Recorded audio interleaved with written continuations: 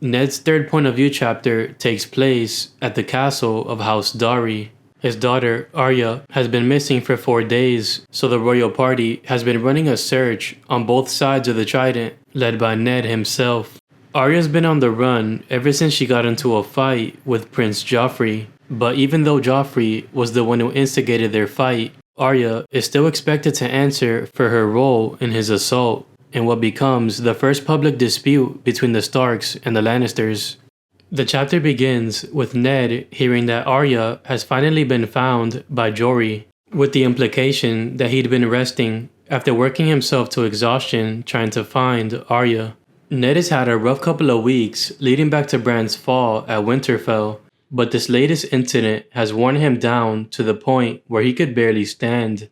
Ned is initially relieved that Arya has been found. However, his relief is short-lived because Arya's been taken directly to Robert under the orders of Queen Cersei. Cersei was probably furious when she heard that Joffrey got into a fight with Arya, and there's no doubt that she's expecting Arya to be punished for attacking her son. Some of the recurring themes in this chapter are corruption and injustice. We know, and Ned knows, what actually happened between Arya and Joffrey from Sansa's perspective. But because of the political system in place, Cersei is able to leverage her power as queen to give more credibility to Joffrey's lie and demand retribution for his injuries. By the end of the chapter, it becomes clear that in a monarchy like Westeros, justice often favors the people in power who don't always care for the objective truth in any given situation.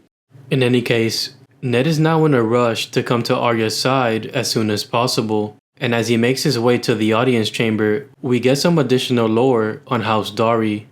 Their house fought for the Targaryens during Robert's Rebellion, and their lord, Raymond Dari, lost 3 brothers at the Battle of the Trident, fighting Robert and his rebel army, which is something that neither side has forgotten. Considering this and the fact that the castle was too small to host everybody comfortably, there was also an awkward tension burning between everyone's men.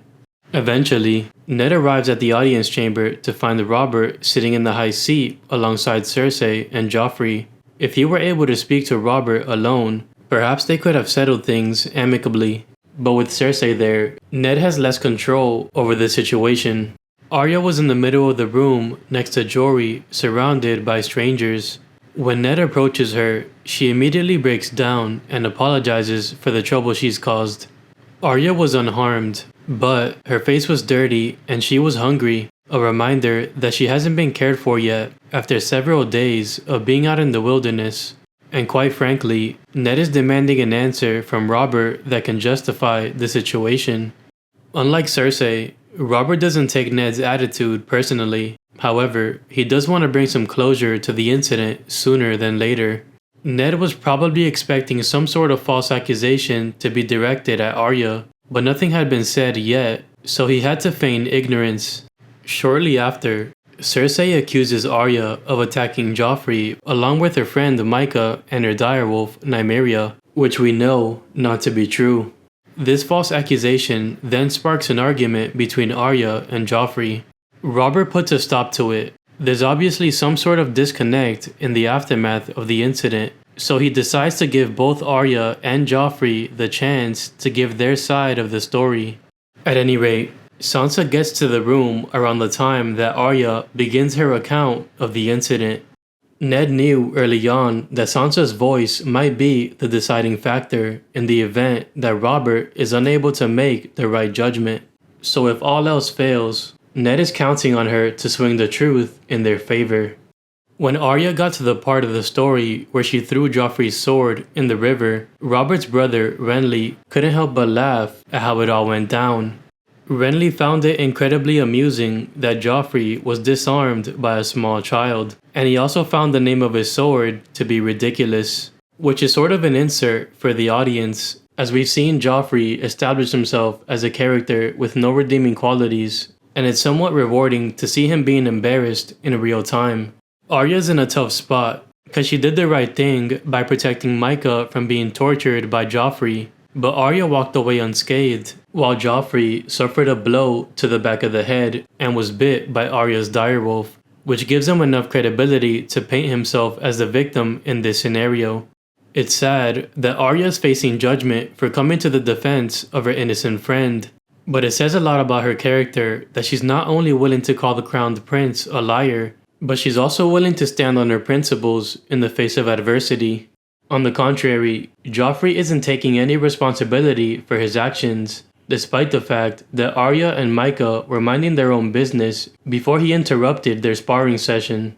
Prior to the incident, Joffrey was portrayed to be disrespectful and arrogant, but he still hadn't done anything that was too concerning. However, this interaction has raised several concerns. Not only does Joffrey lie, but he also has homicidal tendencies and a complete lack of accountability for his actions.